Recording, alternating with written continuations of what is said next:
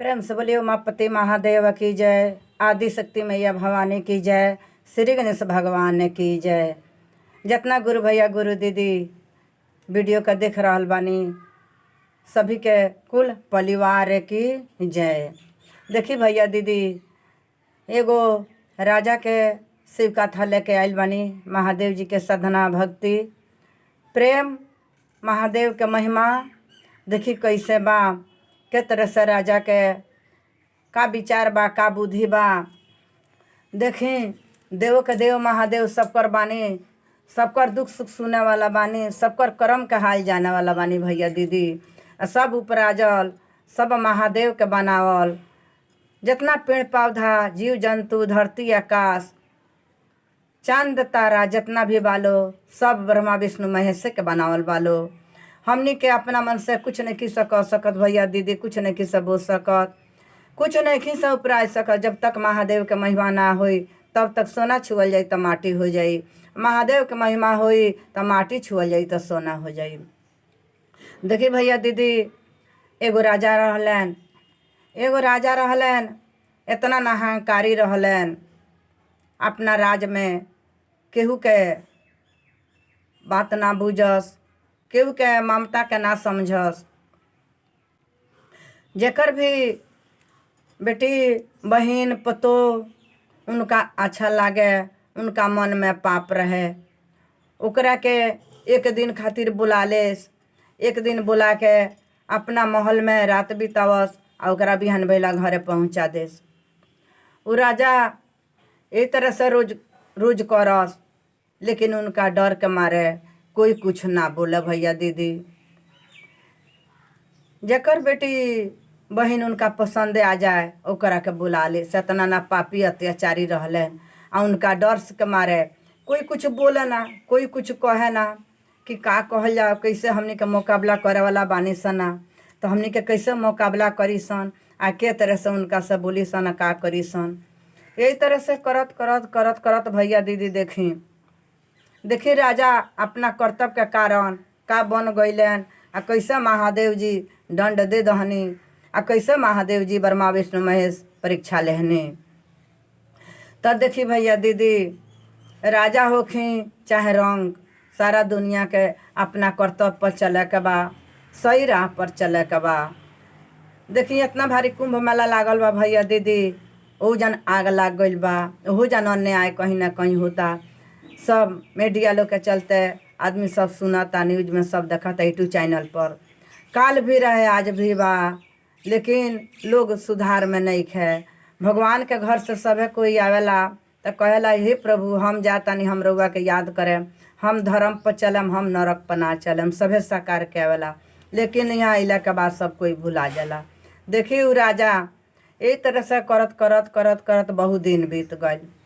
लोग साफा मानी जे अगुता गइल, लोग कहे लागल कि ये तरह से का कइल जाओ, कैसे हमनी के बुद्धि विचार निकालल जाओ। गांव भर के लोग इकट्ठा हो के आ अपना में सब कोई सहमत बनावल का कइल जाओ करत करत एगो लोग के कुछ दिन बीत गइल। एगो लोग के कुछ दिन बीत गइल, एगो लोग के सोचत कुछ दिन बीत गइल। कुछ बुद्धि ये लोग के ना सूझे जे हमनी के कैसे का कइल जा। हे महादेव हमनी के कैसे का करी सन कि हमनी के इज्जत हमनी के बाँचो। इतना ना राजा हंकारी हो गइल बाड़न, इतना ना नेत के खूंट हो गइल बाड़न कि ये तरह से राज में कर रहल बाने। हे महादेव अब रउरे सहारा हो कि महादेव रउरे हमनी के नैया पार लगाई। कहत सब कोई इकट्ठा होत तब एगो मंदिर में गइलो महादेव जी के मंदिर में जाके सभी भैया दीदी ओइजा बैठ के रोए लागल लो।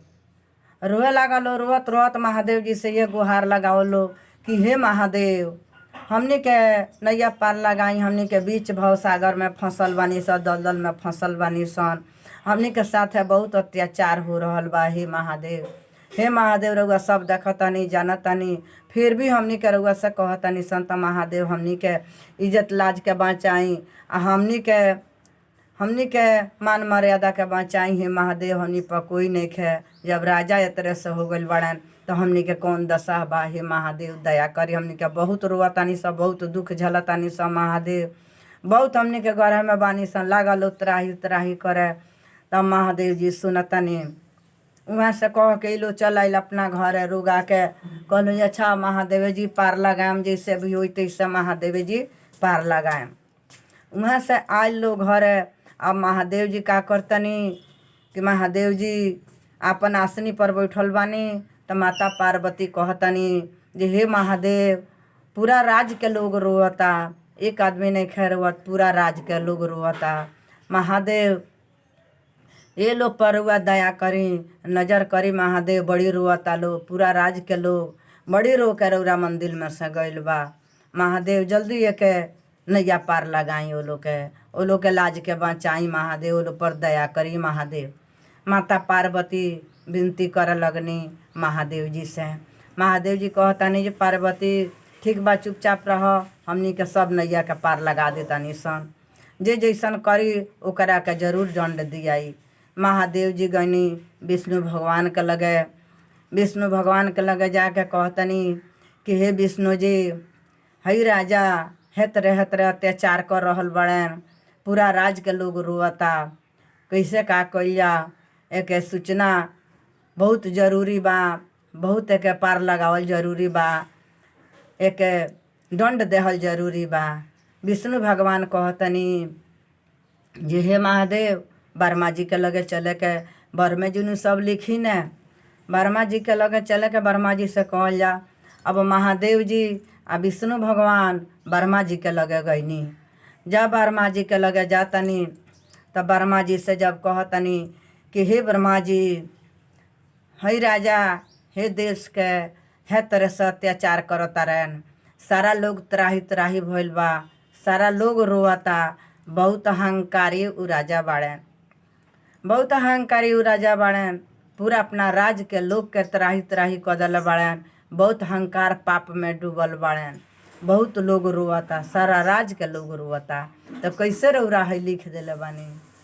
तब वर्मा जी कहतनी, वर्मा जी कहतनी जे देखी महादेव, अब तो जौन लिखा गइल बा तौन लिखा गइल बा, अब तो वापस होई ना, लेकिन जे पाप पचल रहल बा तो जले ओकर पाप पूरा होई ना, तले तो ओकरा दंड मिली ना।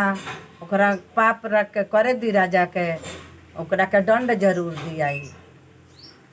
तब महादेव जी कहतनी ठीक बा, तब कैसे चले के तब ओकरा के दंड दहल जा। बड़ी राज के लोग रोता, सबकर बेटी बहिन रोता। तब ब्रह्मा विष्णु महेश तीनों आदमी, देखी भैया दीदी, तीनों आदमी साधु के भेष बना के आवतनी और राजा के द्वार पर। तीनों आदमी ब्रह्मा विष्णु महेश साधु के भेष ध के और राजा के द्वारी पर आवतनी, आके आ भिक्षा मांगतनी। जब तीनों आदमी भिक्षा भोजन मांग रहल बानी त देखी कहतनी, तब लौड़ी लो निकलल। जब द्वार पर आके खड़ा हो गईनी, आ खड़ा हो के आ भिक्षा मांगतनी ब्रह्मा विष्णु महेश। तब लौड़ी निकलल लो चाउर लेके निकलता लो प्लेट में जे धरी साधु महाराज। तब ब्रह्मा विष्णु महेश कहतनी जे ना ले जा, ए देश के ए महल के जे राजा बा ओकरे हाथ से हमनी के भिक्षा लेम सन, आ हमनी के बड़ी जोर से भूख लागल बा। जाके अपना राजा साहब से कह कि अपना हाथे भिक्षा दी हैं, तबे हमनी के लेके जाएम सन, ना तो हमनी के ही तरह भूखा चल जाएम सन। अब लौड़ी वहाँ से गई लो, जाके रानी से कहल लो जे हे महारानी जी, 3 गो महात्मा आइल बालो, 3 गो महात्मा आइल बालो, हम भिक्षा ले गईनी है देवे के, भिक्षा ना लेहल हलो। कहता लो जे ना हमनी के तारा हाथ से भिक्षा ना लेम सन, ए देश के राजा बाड़ेन उनके हाथ से भिक्षा लेम सन, हमनी के बहुत जोर से भूख लागल बा, ना तो हमनी के भूखे लौट के चल जाई। तब रानी जी सुन के आवतनी। जब रानी आवतरी, रानी आके भिक्षा अपना हाथे देतरी। तब फिर कहता लो जे ना हे रानी, तारा त भिक्षा हमनी के ना लेम सन, जब हमनी के भिक्षा लेम सन तब हमनी के रजे के हाथ से भीछा लेम सन। रानी रोए लगली, दया मांगे लगली, कहली जे हे महाराज, हे महात्मा, हमू तो रानी बाने, हमरा हाथ ही भीछा ले ली। कहतले जे ना, हमनी के रजे के हाथे भीछा चाही तो चाही, तारा हाथे भीछा ना चाही, हमनी के भीछा रजे के हाथे चाही। अब ई संदेश रानी गईली राजा से कहतरी, हे महाराज, चली ना 3 गो महात्मा आइल बालो। लौड़ी गईली अब भीछा देवे तो भीछा ना ले हलो, लौटा दे हलो। आके कहल हलो हमरा से, तो हम गईनी हाँ, हमहू जाके भीछा दे तनी, भीछा नहीं खेलो ले। कहतलो जे ना, हम रजे के हाथ से हमनी के भीछा लहल जाई तो लहल जाई, ना तो हमनी के भूखे यहाँ से चल जाई, हमनी के बहुत जोर से भूख लागल बा। अब राजा कहतरन जाके आपस क द, इतना घमंडी बालो जे हमरे हाथे भीछा लीलू तो लीलू, और लोग के भूखो लागल बा, जाके लौटा दो, हम भीख देवे ना जाए। राजा अपना गुमान में आन्हर रहलन, अपना घमंड में आन्हर रहलन, ना अइलन। अब रानी आके कर जोर के कहतरी कि हे साधु महात्मा, हमरा हाथे भीछा ले लहल जा, हम कर जोरतनी, हमरा हाथे भीछा ले लहल जा। राजा नहीं खनावत, कहतरन जे ना, हम ना जाए भीछा देवे। कहतले जे ठीक बा, कौनो बात नहीं खे। ब्रह्मा विष्णु महेश कहतनी जे ठीक बा, हमनी के शराप दे के तब हमनी के राजा के जाई। रानी कर जोर के खड़ा हो गई, बड़ी विनती करतारी, लेकिन देखी करम के लिखल तो बाव ना जाला। जौन पढ़ाई हमनी के पढ़ल जाई उ तो रिजल्ट मिल के रही। भक्ति पर बानी सन, भक्ति के रिजल्ट आई, नरक में बानी सन, नरक के रिजल्ट आई। हाथ में कमंडल में से जल निकाल के आ हाथ में ब्रह्मा विष्णु महेश तीनों आदमी जल लेके आ जल छिड़क के दुआरी पर शराप दे दहनी कि जैसे हमनी के भूखा द्वार पर से लौट के जाता निशान, वैसे राजा कुत्ता हो जाई हैं, तुरंत उनकर देहांत हो जाई आ जोनी में कुत्ता बन जाई हैं। उ राजा जोनी में कुत्ता बन जाई हैं, उनका भूख लागी तो मुँह ना उभरे, बोले के तरीका ना आई, कंठ ना खुली जे हमरा भूख लागल बा से हमरा के खाए के द लोगन। आ यही महल में उ कुत्ता बन के और रहियन। ई शराप बाव ना जाई। रानी रोए लगली, रानी रो रो के क्षमा मांग लगली जे हे महात्मा जी क्षमा कर दी, शराप वापस ले लें। गोड़ छान ले ली रानी, गोड़ पर गिर गईली जे हे महात्मा जी क्षमा कर दी, लेकिन उ शराप वापस ना भइल। आ ब्रह्मा विष्णु महेश वहाँ से दंड दे के चल गनी। ओकरा 8वां दिन राजा के देहांत हो गई।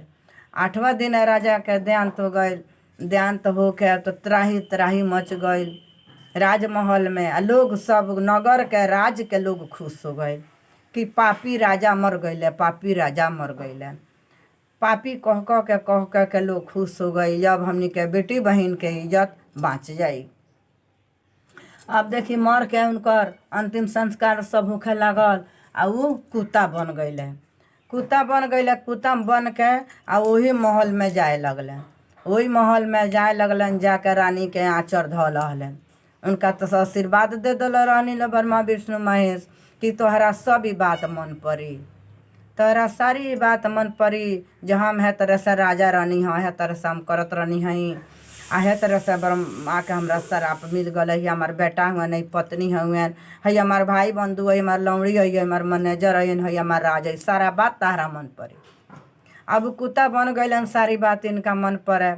रानी का के आँचर धऽ लहलन। रानी परेशान हो गई, लौड़ी लाठी से मारल ना भगल, तो जानत रहा हमार रानी है, आ बोले के तो मुँह बाना। अब ओकरा बाद उनकर बेटा आइलो, बेटा लो मारे लागल, लाठी से मारला के मारे गुड़ डाँड़ तोड़ दहलो, भगा दहलो, फिर कुत्ता चलावे। यही तरह से करत करत 4-5 दिन बीत गए।